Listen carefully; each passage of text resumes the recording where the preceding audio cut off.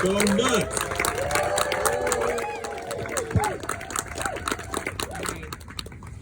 First, I just want to wish my parents a happy 46th anniversary tonight.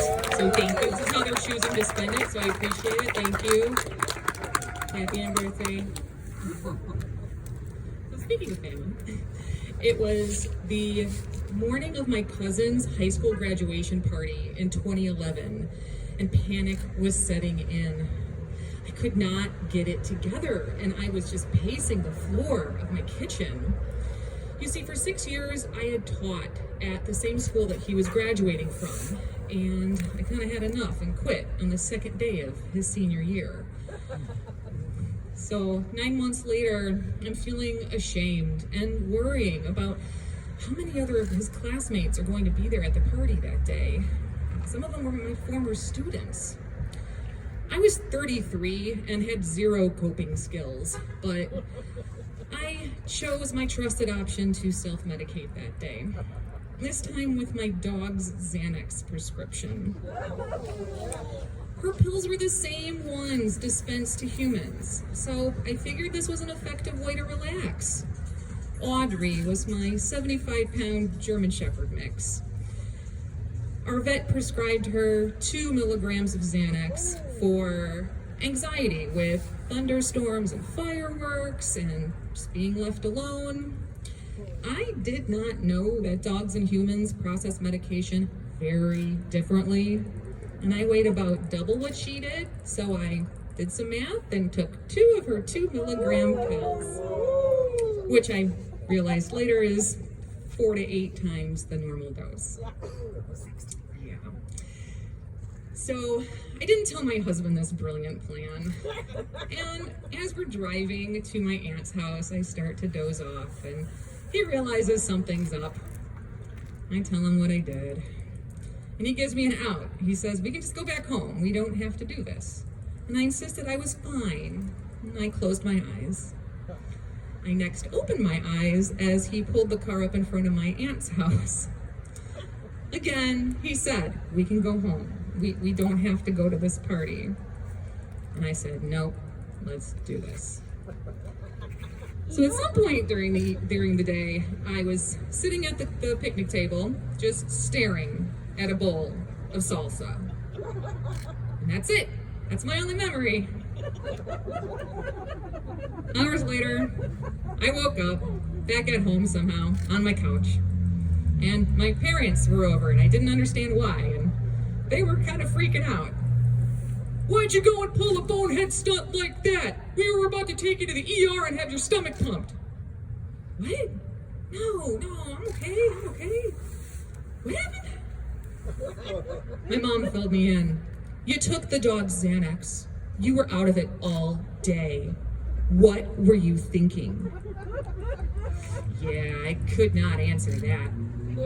Every time at big family gatherings, I always got so stressed out, and I always drank way too much.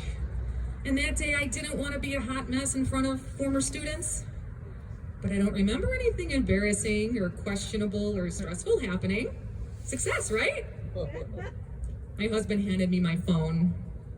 First, my sister sent me a video of my mom interrogating me. We were sitting around the picnic table with very close family. My dad says we put the fun in dysfunction, so they did not miss a chance to mess with me while I was in a benzo fog. Mom started with softball questions. What are your dogs' names? How long have you been married? I answered slowly, quietly, and slurred. Speak up and use your words. You're an English teacher. I tried to defend myself. I took the dog's Xanax. The dog? Do you want a milk bone? I had been a vegetarian for 25 years, and my one memory was of that bowl of salsa.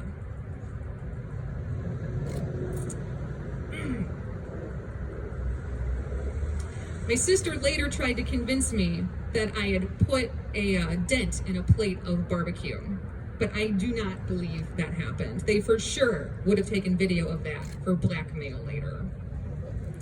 Next, my husband texted a picture of me after I somehow made it into the house. I'm propped up on my aunt's couch with my head tilted back on my limp neck and my mouth open. My husband standing over me, holding a pillow, pretending to smother me. They weren't the only ones that needed to document my situation that day. I was somehow functional enough to take a series of selfies from the least flattering angle. Normally, I like to hold the phone high and shoot down for a slimming cheekbone and bright open eyes. But these were taken from my lap as Steve drove us home in the car. My eyes were half closed and my cheeks and chins were rippled into a blob.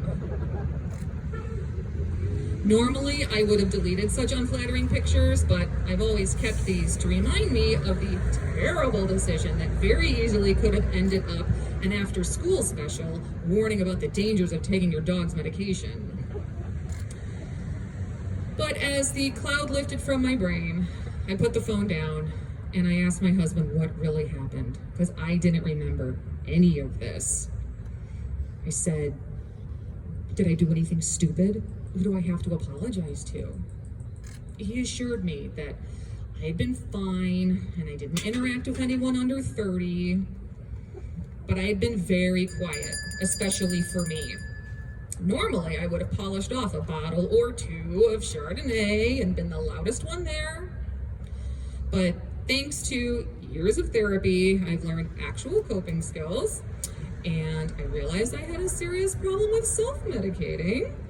But I stopped popping my dog's pills after that incident, and I very recently celebrated my 3rd year of not drinking. Thanks.